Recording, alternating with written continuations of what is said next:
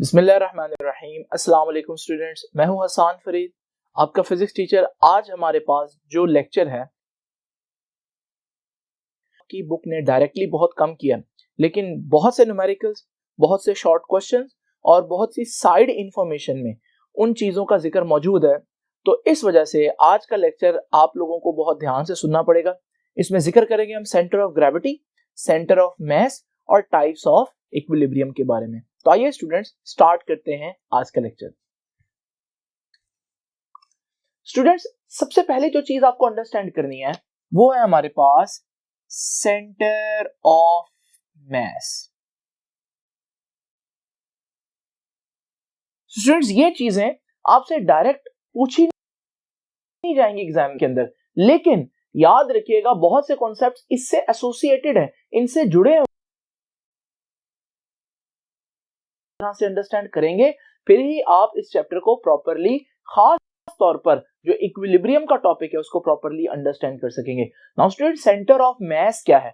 याद रखिएगा, एक आसान अल्फाज में अगर मैं आपको बोलूं तो सेंटर ऑफ मास क्या है? Basically average position of all masses।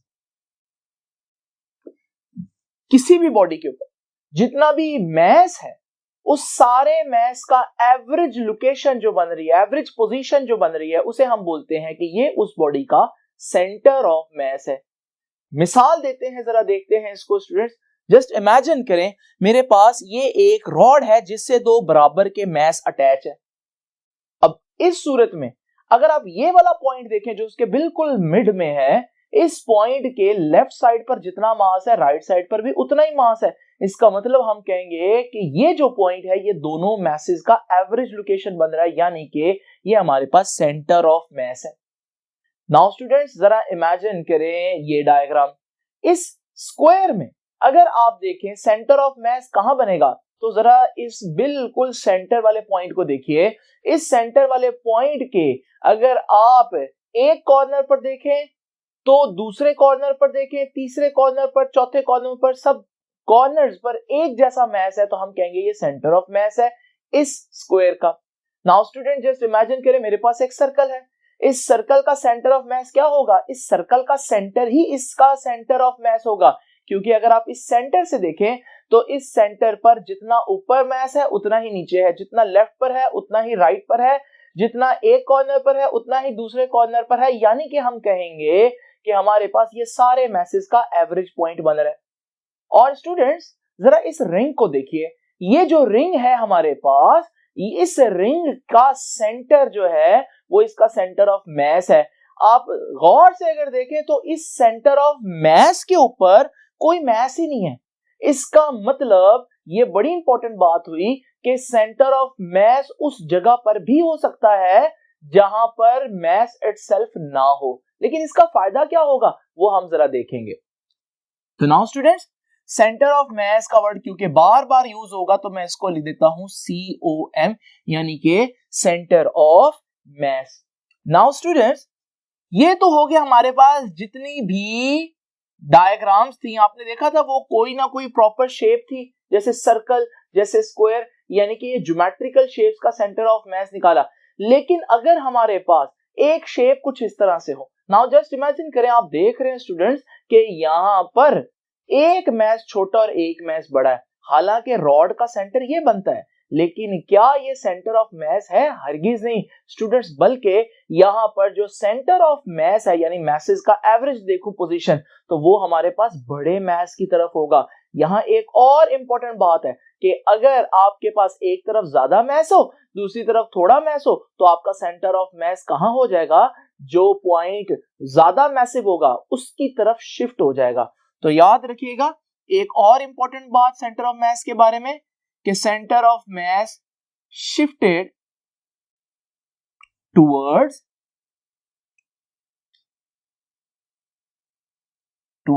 Massive body. जितनी मैसिव बॉडी होगी सेंटर ऑफ मास उसके गिर्द होगा। नाउ स्टूडेंट्स, अब हम देखते हैं कि सेंटर ऑफ मास की दो बहुत इंपॉर्टेंट प्रॉपर्टीज कौन सी हैं। स्टूडेंट्स, पहली प्रॉपर्टी जरा देखिएगा, ये सारी बातें जुबान में याद रख लें तो भी आपके लिए इनफ है, लेकिन कॉन्सेप्ट क्लियर होना चाहिए स्टूडेंट्स। सेंटर ऑफ मास की पहली प्रॉपर्टी क्या है? ये देखिए मेरे पास ये एक रॉड है और ये इसका सेंटर ऑफ मास है जो बिल्कुल सेंटर में है। अगर मैं इस पॉइंट पर फोर्स लगाऊं तो स्टूडेंट ये पूरा का पूरा रॉड एक स्ट्रेट पाथ में मूव करेगा। इसे बोलते हैं कौन सी मोशन करेगा? लीनियर या ट्रांसलेशनल मोशन करेगा। नाउ स्टूडेंट जस्ट इमेजिन करें यही रॉड है, लेकिन अब एक तरफ मास ज्यादा एक तरफ कम है। अगर मैं इसके सेंटर पर जो फोर्स लगाऊंगा वो सेंटर ऑफ मास पर नहीं लग रही, क्योंकि सेंटर ऑफ मास अब शिफ्ट हो गया है किसकी तरफ? ज्यादा मैसिव बॉडी की तरफ। अगर मैं यहां पर फोर्स लगाऊं मिड में तो स्टूडेंट्स आप देखेंगे अब ये बॉडी पूरी की पूरी आगे जाने की बजाय क्या करेगी? टर्न कर जाएगी, रोटेट कर जाएगी एक पॉइंट के गिर्द। इसका मतलब अब यहां पर आप फोर्स लगा रहे हैं क्योंकि आप सेंटर ऑफ मास पर फोर्स नहीं लगा रहे, इस वजह से बॉडी में रोटेशन पैदा हो रही है। अगर मैं अब सेंटर ऑफ मास पर फोर्स लगाऊं तो फिर हमारे पास सेंटर ऑफ मास पर फोर्स लगेगी तो पूरी की पूरी बॉडी एक स्ट्रेट पाथ में मूव करेगी। तो इसका मतलब स्टूडेंट्स ये बात बड़ी इंपॉर्टेंट है कि जब हम फोर्स लगाएं, व्हेन फोर्स इज अप्लाइड, कहां पर लगाएं जी? At centre of mass. जब हम सेंटर ऑफ मास पर फोर्स लगाएं तो बॉडी कैसे मूव करेगी? The body will move in a straight path without rotation. Rotate नहीं करेगी वो। दूसरी इंपॉर्टेंट प्रॉपर्टी क्या है स्टूडेंट सेंटर ऑफ मास की? दूसरी इंपॉर्टेंट प्रॉपर्टी है सेंटर ऑफ मास की कि अगर मेरे पास ये एक ऑब्जेक्ट है और मैं इस ऑब्जेक्ट का जो सेंटर ऑफ मास देखूं तो वो इसी सर्कल का सेंटर बन रहा है। नाउ स्टूडेंट्स आप यहां पर इस ऑब्जेक्ट को रोटेट करें। जब आप इस ऑब्जेक्ट को रोटेट करेंगे सारे पॉइंट्स रोटेट करेंगे इसके ऊपर सिवाय इसका सेंटर ऑफ मास के, क्योंकि इसका सेंटर ऑफ मास उसके सेंटर पर ही है। इसी तरह से आप इस हैमर को थ्रो करें तो इस हैमर का जो सेंटर ऑफ मास है उसके गिर्द पूरी बॉडी रोटेट करेगी। दूसरे अल्फाज में centre of mass itself rotate नहीं करेगा। तो स्टूडेंट्स यहां से हम कह सकते हैं कि when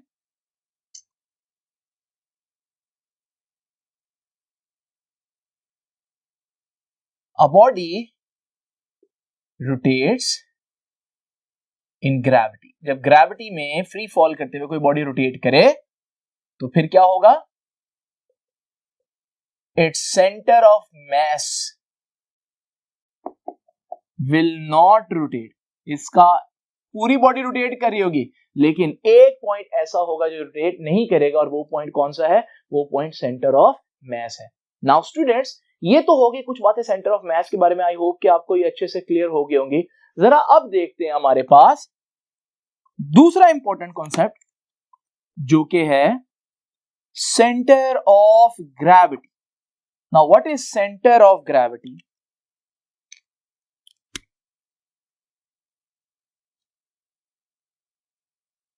Now, what is center of gravity? इसको हम कहेंगे COG, center of gravity. Student centre of gravity वो पॉइंट है जिस पर आप किसी भी चीज को ग्रेविटी के अंदर बैलेंस कर सकते हैं सपोर्ट देकर, और हम ये भी कह सकते हैं ये वो पॉइंट है जिस पर किसी बॉडी का टोटल वेट एक्ट करता हुआ दिख रहा होता है। ठीक है, तो centre of gravity is that point eight which all weight of the body acts कि बॉडी के ऊपर बॉडी का सारा वेट उसी एक पॉइंट पर एक्ट कर रहा होता है। इसकी खास प्रॉपर्टी क्या है स्टूडेंट्स? इसकी प्रॉपर्टी ये है कि अगर आप इस पॉइंट पर सपोर्ट दें तो बॉडी को बैलेंस किया जा सकता है। स्टूडेंट्स ये देखिए मेरे पास ये एक रॉड है। अगर मैं देखूं इस रॉड का सेंटर ऑफ मास क्या था, तो आपको याद है इसका सेंटर ऑफ मास इसका बिल्कुल सेंटर होगा, क्योंकि लेफ्ट साइड पर भी जितना मास राइट साइड पर भी उतना मास। नाउ जस्ट इमेजिन करिए स्टूडेंट्स, ये तो सेंटर ऑफ मास का कांसेप्ट था, अब इसकी सेंटर ऑफ ग्रेविटी क्या होगा। सेंटर ऑफ ग्रेविटी चेक करने के लिए आपने क्या करना है, सेंटर ऑफ ग्रेविटी चेक करने के लिए आपने इसको बैलेंस करने की कोशिश करनी है। वो कौन सा पॉइंट है जिस पर अगर आप इसको एक उंगली पर बैलेंस करें तो रॉड दोनों तरफ नहीं गिरेगा। तो आपको मालूम है यही पॉइंट जो सेंटर ऑफ मास है, इसी पॉइंट पर अगर कोई शख्स सपोर्ट करे, इसको नीचे से सपोर्ट दे, तो हमारे पास ना ये लेफ्ट को रोटेट करेगा ना ये राइट को रोटेट करेगा, बल्कि ये बिल्कुल सीधा खड़ा रहेगा। इसी तरह अगर मेरे पास एक सर्कल है, इसका सेंटर ऑफ मास भी इसका सर्कल का सेंटर होता है, लेकिन अगर मैं इसको सपोर्ट दूं यहां पर सेंटर पर, तो फिर हमारे पास ये क्या करेगा, यहां पर बैलेंस रहेगा, और जब ये बैलेंस रहेगा तो मैं कहूंगा यही इसका सेंटर ऑफ ग्रेविटी भी है।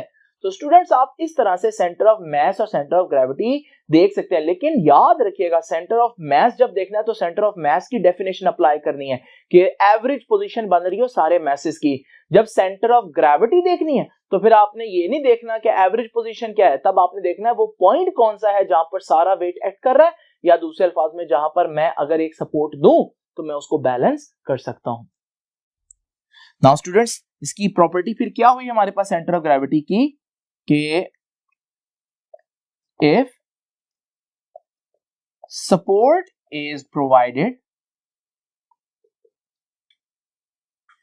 at center of gravity यानी COG, अगर हम सपोर्ट दे दें ग्रेविटी सेंटर ऑफ ग्रेविटी पर, तो फिर हम क्या कर सकते हैं, a body can be balanced, तो फिर हम बॉडी को क्या कर सकते हैं, बैलेंस में रख सकते हैं।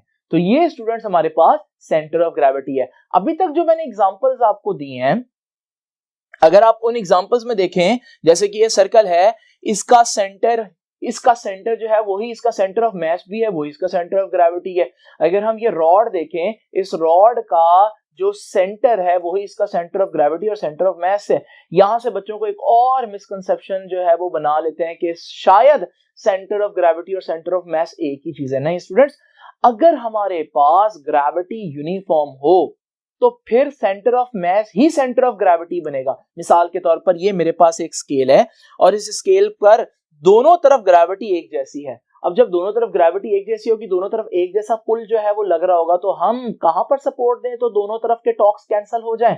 आपको मालूम है हम इसको बिल्कुल सेंटर में सपोर्ट दें, तो centre of mass he centre of gravity आया स्टूडेंट्स।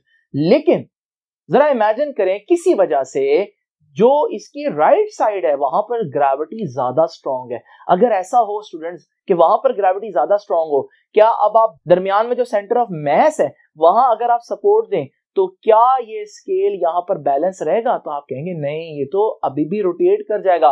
अब आपको कहां पर सपोर्ट देनी पड़ेगी तब जाकर ये बैलेंस होगा? तो अगर आप थोड़ा सा गौर से देखें तो आप कहेंगे कि सर इसको वहां पर जहां पर स्ट्रॉन्ग ग्रेविटी है वहां करीब जाकर सपोर्ट देंगे, फिर जाकर ये बैलेंस होगा। यानी कि वही रॉड है, लेकिन क्योंकि अब ग्रेविटी यूनिफॉर्म नहीं है तो हमारे पास सेंटर ऑफ मास कोई और पॉइंट आ रहा है, क्योंकि सेंटर ऑफ मास तो वही रहेगा क्योंकि उसके लेफ्ट साइड पर जितना मास है राइट साइड पर भी उतना ही मास है। लेकिन सेंटर ऑफ ग्रेविटी, वो पॉइंट जिसने बैलेंस करना है, अब वो सेंटर ऑफ मास पर नहीं है, वो कोई और पॉइंट है। इसका मतलब हम आम तौर पर ये कह सकते हैं कि जो सेंटर ऑफ मास है वही सेंटर ऑफ ग्रेविटी है। लेकिन क्या ये बात हकीकतन दुरुस्त है? हरगिज नहीं स्टूडेंट। सेंटर ऑफ मास और सेंटर ऑफ ग्रेविटी अपनी अपनी डेफिनेशन के लिहाज से देखे जाने चाहिए। तो स्टूडेंट्स आप लोगों ने देखा कि सेंटर ऑफ मास और सेंटर ऑफ ग्रेविटी जो है वो एक चीज नहीं है, बल्कि थोड़ा सा डिफरेंस है। लेकिन अगर ग्रेविटी यूनिफॉर्म हो, जो कि आम जिंदगी में हम देखते हैं, तो जमीन के ऊपर हम ग्रेविटी यूनिफॉर्म इमेजिन करते हैं, सपोज करते हैं। इस वजह से आप देखेंगे जिस चीज को सेंटर ऑफ मास बोला उसी पॉइंट को सेंटर ऑफ ग्रेविटी भी बोला होता है, लेकिन ये रूल नहीं है। नाउ स्टूडेंट्स जरा डिस्कस करते हैं कि हमारे पास ये इक्विलिब्रियम की टाइप्स क्या है और इक्विलिब्रियम में सेंटर ऑफ ग्रेविटी का रोल क्या है। स्टूडेंट्स इसमें मैं बहुत सी चीजें ऐसी डिस्कस करूंगा जो आपकी बुक ने एक्सप्लेन की हुई है, और बार बार वो उसमें सेंटर ऑफ ग्रेविटी और सेंटर ऑफ मास का जिक्र करेगा, लेकिन वो सेंटर ऑफ ग्रेविटी को एक्सप्लेन नहीं करा बुक में। इस वजह से मैंने आपको ये टॉपिक थोड़ा सा रिपीट करवाया, ताकि जब आप बुक की एग्जांपल्स देखें और साइड इंफॉर्मेशन देखें, शॉर्ट क्वेश्चन और न्यूमेरिकल में भी देखें, तो आपको सेंटर ऑफ ग्रेविटी का पहले ही पता हो। तो स्टूडेंट देखते हैं कि इक्विलिब्रियम की क्या टाइप्स हैं। स्टूडेंट्स अब जरा हम देखते हैं कि इक्विलिब्रियम की डिफरेंट टाइप्स क्या हैं। इक्विलिब्रियम की जो पहली टाइप है स्टूडेंट उसे बोलते हैं कि ये stable equilibrium. Now what is a stable equilibrium? एक एग्जांपल से समझते हैं। स्टूडेंट्स जस्ट इमेजिन करें ये मेरे पास मेज पर टेबल पर एक बुक पड़ी है और आपको मालूम है अगर ये बुक किस तरह से पड़ी है और मैं इस बुक को थोड़ा सा डिस्टर्ब कर देता हूं, इसके इनिशियल पोजीशन से इसको हिला दूं, जब मैं इसको छोड़ूंगा ये फौरन अपनी स्टार्टिंग पॉइंट की तरफ, इनिशियल पोजीशन की तरफ भागेगी और फिर से उसी तरह से हमारे पास मेज के ऊपर पड़ी रहेगी जिस तरह से ये पहले पड़ी थी। यानी कि ये जो इसका इक्विलिब्रियम है ये ऐसा इक्विलिब्रियम है जिसमें अगर मैं इसको हिलाऊं तो ये वापस अपनी असल पोजीशन में आ जाती है। इसे हम बोलते हैं कि ये स्टेबल इक्विलिब्रियम है। तो what is stable equilibrium? When body tends to return to its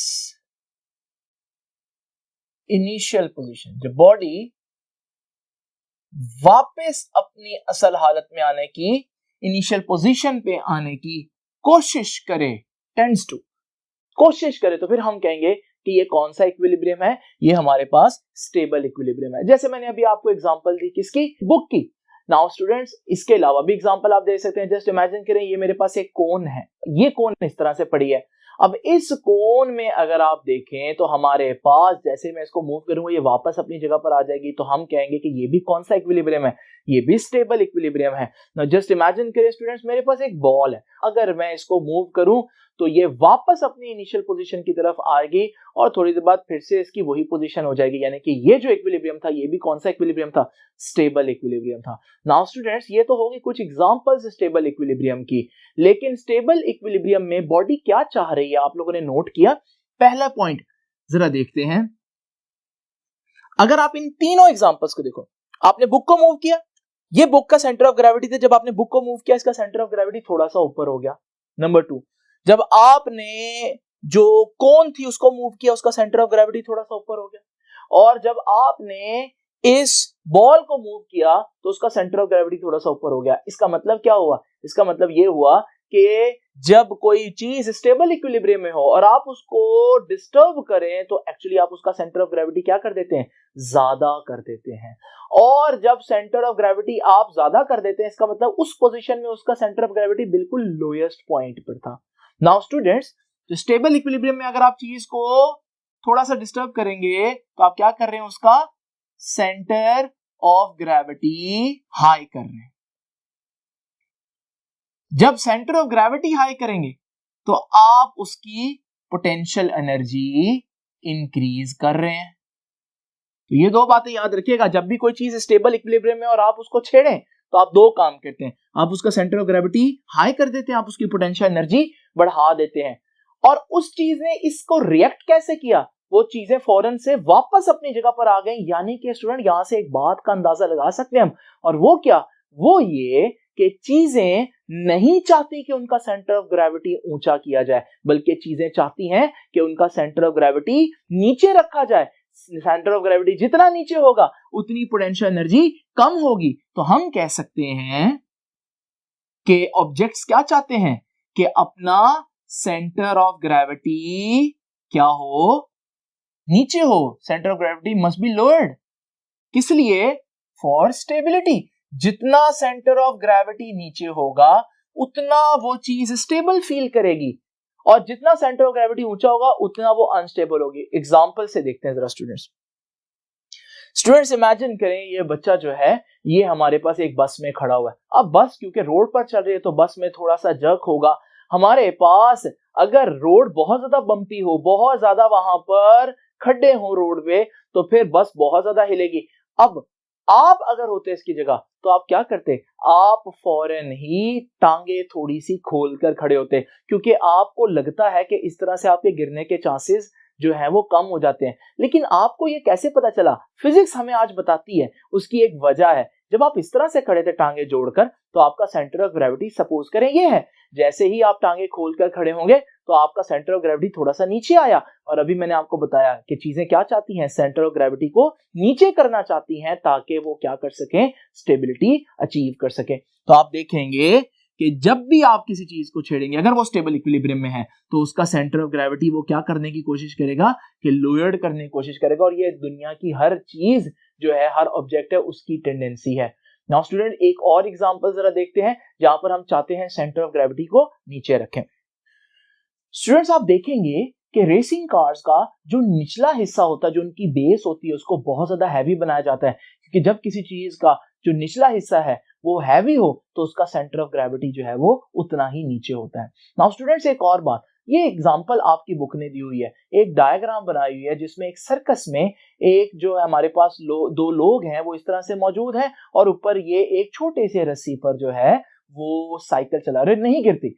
उसकी वजह क्या है वो पूछता है, तो बुक पूछती है कि ये ऐसा क्यों है, इनके पास स्टेबिलिटी क्यों है। उसकी वजह यह है कि ये जो दोनों लोग मौजूद हैं नीचे, इन लोगों का वजन बहुत ज्यादा है, और मैंने अभी बताया जितना वेट नीचे होगा उतना सेंटर ऑफ ग्रेविटी नीचे होगा, उतनी स्टेबिलिटी ज्यादा होगी। तो स्टूडेंट्स, इस वजह से ये शख्स जो है वो साइकिल वाला नहीं गिरता। लेकिन अगर मैं ये दोनों लोग रिमूव कर दूं और अब आप देखेंगे कि इसका बहुत ज्यादा वेट नीचे नहीं है, इसमें इतनी ज्यादा स्टेबिलिटी नहीं होगी, तो अब इसके गिरने के चांसेस ज्यादा हो जाएंगे।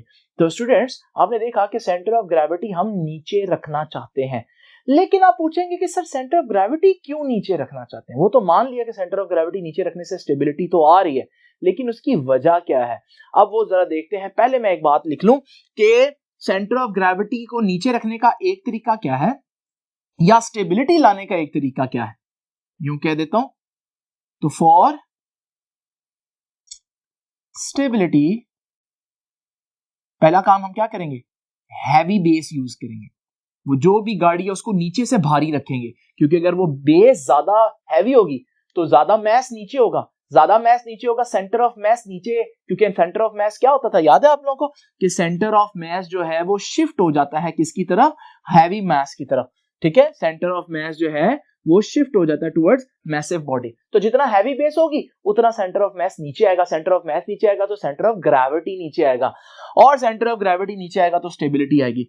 दूसरा हम क्या काम कर सकते हैं स्टेबिलिटी के लिए, now students, we can use a large base area. हम जो चीज यूज कर रहे हैं उसकी बेस ज्यादा बड़ी हो। स्टूडेंट्स, आपने ये सोचा होगा कि ये बुक जो मैंने जब हिलाई है, इसको क्या जितना मर्जी मैं उसको मूव कर सकता हूं? नहीं, ऐसा नहीं है। अगर मैं इसको इतना मूव करूं ये वापस आ जाएगी छोड़ने पर, अगर ज्यादा मूव करूं तो भी वापस आ जाएगी, लेकिन अगर एक हद से ज्यादा मूव कर दूं तो फिर ये वापस अपनी इनिशियल पोजीशन में नहीं आएगी। वो क्या लिमिट है, ये कब तक अपनी इनिशियल पोजीशन में आने की सलाहियत रखती है? तो स्टूडेंट्स, उसकी वजह है, उसकी जो रीजन है वो ये है कि जब तक इसका सेंटर ऑफ ग्रेविटी इसकी बेस में से गुजरेगा तब तक हम कहेंगे कि ये वापस अपनी जगह पर आएगी। नाउ स्टूडेंट्स, ये देखिए हमारे पास ये इसका सेंटर ऑफ ग्रेविटी है और ये बेस है नीचे जो बन रही है, और ये उसमें से जब तक पास करिए जब तक वो वापस आई है। जैसे ही आपने बुक को इतना ज्यादा टिल्ट कर दिया कि अब सेंटर ऑफ ग्रेविटी उसकी बेस में से पास नहीं करेगी, तो फिर हम कहेंगे कि अब ये जो चीज है ये वापस अपनी जगह पर नहीं आएगी। इस वजह से हम जितनी बड़ी बेस जो है लगाएंगे उतना हमारे पास उस चीज के स्टेबिलिटी के चांसेस ज्यादा हो जाएंगे। तो स्टूडेंट्स, इसका मतलब हम चाहेंगे कि स्टेबिलिटी के लिए एक तो हैवी बेस होनी चाहिए और एक लार्ज बेस एरिया होना चाहिए। क्यों लार्ज बेस एरिया होना चाहिए? ताकि जो सेंटर ऑफ ग्रेविटी है उसकी जो लाइन है इट पासेस थ्रू बेस, और जब तक किसी चीज का सेंटर ऑफ ग्रेविटी की जो लाइन है उसे ग्रेविटी लाइन बोलते हैं, वो बेस में से पास करती रहे तब तक वो चीज स्टेबल है। स्टूडेंट्स, अब जरा देखते हैं कुछ बुक की एग्जांपल। ये सारी बातें समझेंगे तो आपको बुक की एग्जांपल समझ में आएगी, इसलिए ये सारी एग्जांपल्स दी। अब जरा देखते हैं बुक की एक एग्जांपल। जस्ट इमेजिन करें स्टूडेंट्स, अगर आप कभी एक जो है वो टांग पर खड़े होने को आपको कोई बोले, आप एक टांग पर खड़े इस तरह नहीं हो सकते कि आप वहीं खड़े खड़े एक टांग ऊपर कर लें, आप गिर जाएंगे। लेकिन अगर आपको कोई कहे कि एक टांग पर खड़े हो जाएं तो आप अपने आप को थोड़ा सा इस तरह से एडजस्ट करके फिर उस टांग पर खड़े हो जाएंगे। लेकिन ऐसा आपने क्या किया जो अब आप खड़े होकर पहले नहीं? स्टूडेंट्स देखिए, ये हमारी बेस है, जब हम खड़े होते हैं। अगर आप इस तरह से खड़े हुए हैं और आप टांग हटाएंगे, आपकी बेस अब एक पांव की बेस हो जाएगी और आपका सेंटर ऑफ ग्रेविटी आपकी बेस में से नहीं पास कर रहा, इस वजह से आप गिर जाएंगे। लेकिन अगर आप अपने आप को थोड़ा सा पीछे मूव करें और इस तरह से एडजस्ट करें कि सेंटर ऑफ ग्रेविटी अब उस एक पांव में से गुजरे, तो फिर आप एक पांव पर भी खड़े हो सकते हैं। आपकी बुक कहती है, जस्ट इमेजिन करें अगर एक शख्स एक दरवाजे के साथ खड़ा हुआ है, अगर वो एक दरवाजे के साथ खड़ा हुआ है तो दरवाजे के साथ खड़े होने पर क्या वो अपनी एक साइड दरवाजे से लगी रहे और वो एक टांग पर खड़ा हो सकता है, एक टांग उठा सकता है? तो अब जरा देखते हैं स्टूडेंट्स, अगर एक तरफ दरवाजा है, अब क्योंकि वो दरवाजे के साथ खड़ा है वो मूव तो कर नहीं सकता, जब वो मूव नहीं कर सकता तो हमारे पास अगर वो एक टांग उठाएगा तो उसका सेंटर ऑफ ग्रेविटी उसकी दूसरी टांग में से पास नहीं करेगा, यानी कि बेस में से पास नहीं करेगा, तो उसको गिरना पड़ेगा। नाउ स्टूडेंट्स, एक और बिल्कुल इसी तरह से एग्जांपल है कि क्या कोई शख्स अपनी नाक को दीवार के साथ लगाए और अपनी नाक को दीवार के साथ लगाकर अपने पंजों पर खड़ा हो सकता है, पांव के बिल्कुल फिंगर्स पर खड़ा हो सकता है? तो जरा देखते हैं स्टूडेंट्स, अगर दीवार ना हो और यह शख्स इस तरह से मौजूद हो, तो आपको मालूम है, आप लोगों ने भी किया होगा अक्सर, आप अपने बिल्कुल पांव की उंगलियों पर खड़ा हो जाते हैं, लेकिन ऐसे नहीं, थोड़ा सा आपको एडजस्ट करना पड़ता है, क्योंकि जब आप पांव की उंगलियों पर खड़े होंगे तो आपकी जो बेस है वो सिर्फ पांव की उंगली है, तो सेंटर ऑफ ग्रेविटी को उसमें से गुजारने के लिए आपको थोड़ा सा आगे होना पड़ेगा। नाउ स्टूडेंट्स, अब आप खड़े हो सकेंगे इस तरह से, लेकिन जस्ट इमेजिन करें अगर आप ऑलरेडी आपकी जो नाक है वो दीवार से टच हो रही है, इस सूरत में अगर आप ऊपर होने की कोशिश करेंगे तो आप क्योंकि आगे तो हो नहीं सकते, तो आपका सेंटर ऑफ ग्रेविटी उस पॉइंट से गुजरेगा जहां पर सपोर्ट नहीं है, जहां पर बेस नहीं है, और इस वजह से आप लोग ऐसा नहीं कर पाएंगे। तो ये वो बुक की एग्जांपल्स हैं जो आपको तभी समझ आ सकती हैं जब आप सेंटर ऑफ ग्रेविटी और स्टेबिलिटी को समझ सकें, इसलिए मैंने आपको एग्जांपल्स दी। नाउ स्टूडेंट्स, डिस्कस करते हैं इक्विलिब्रियम की दूसरी टाइप। इक्विलिब्रियम की दूसरी टाइप क्या है? उसे बोलते हैं अनस्टेबल इक्विलिब्रियम। नाउ स्टूडेंट्स, जरा देखते हैं ये अनस्टेबल इक्विलिब्रियम क्या होता है। जैसे कि हमने बताया, स्टेबल क्या होता है, अगर बॉडी वापस आने की कोशिश करे, तो फिर अनस्टेबल क्या होगा, जब बॉडी में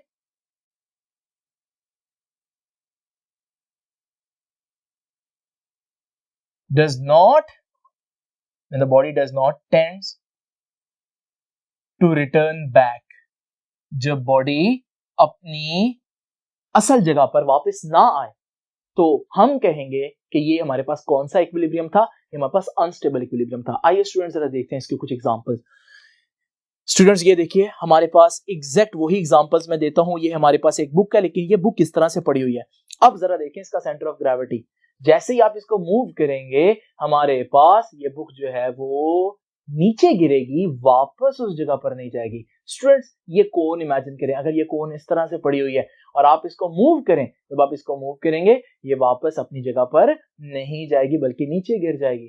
तो स्टूडेंट्स, आपने देखा कि हमारे पास ये दोनों एग्जांपल्स में बॉडी वापस नहीं गई। एक और एग्जांपल जो मैंने स्टेबल में दी थी उसको भी देखते हैं। इमेजिन करें मेरे पास ये एक बॉल है और ये बॉल जो है वो इस तरह की एक बुलंद जगह पर मौजूद है, अगर मैं इसको इसकी जगह से थोड़ा सा भी हिलाऊं तो आप देखेंगे ये वापस अपनी जगह पर नहीं जाएगी। तो आपने देखा कि हमारे पास बॉडी ना सिर्फ अपनी जगह पर वापस नहीं गई बल्कि ऑपोजिट डायरेक्शंस में मूव कर गई। ये हमारे पास एक अनस्टेबल इक्विलिब्रियम था। नोट करने वाली बात क्या है इन तीनों में, अगर आप देखें इन तीनों में जब आपने इनको मूव किया तो सेंटर ऑफ ग्रेविटी मूव करने से पहले देख लें तीनों का, और जैसे ही आपने तीनों को डिस्टर्ब किया तो उनका सेंटर ऑफ ग्रेविटी पहले के मुकाबले में नीचे आ गया। इसका मतलब जब आप कोई चीज अनस्टेबल इक्विलिब्रियम में और आप उसको मूव करें तो उसका सेंटर ऑफ ग्रेविटी इसका तो ऊपर चला जाता ना, तो centre of gravity gets lowered, नीचे आ जाता है।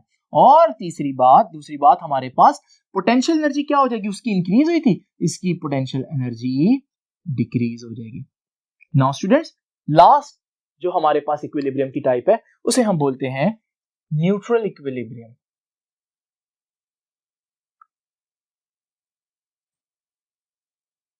नाउ स्टूडेंट्स, ये न्यूट्रल इक्विलिब्रियम क्या होता है जरा देखते हैं। न्यूट्रल इक्विलिब्रियम एक ऐसा इक्विलिब्रियम है जिसमें बॉडी ना वापस आना चाहती है ना ऑपोजिट डायरेक्शन में जाना चाहती है, इसे हम बोलते हैं न्यूट्रल इक्विलिब्रियम। और न्यूट्रल इक्विलिब्रियम में याद रखिएगा बॉडी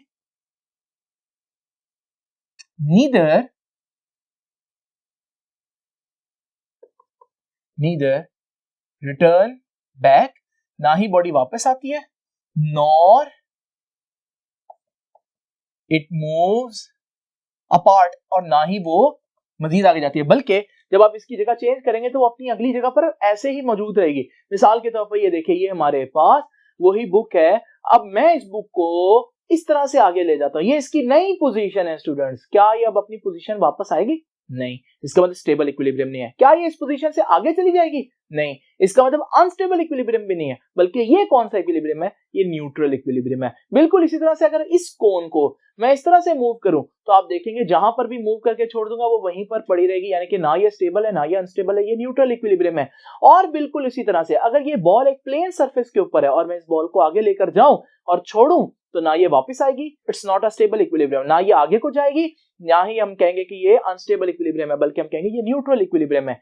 नोट करने वाली बात क्या स्टूडेंट, इन तीनों चीजों को जब आपने मूव किया, इनका सेंटर ऑफ ग्रेविटी ना ही नीचे हुआ ना ही ऊपर हुआ, यानी कि centre of gravity remains at the same height. Centre of gravity remains at same height.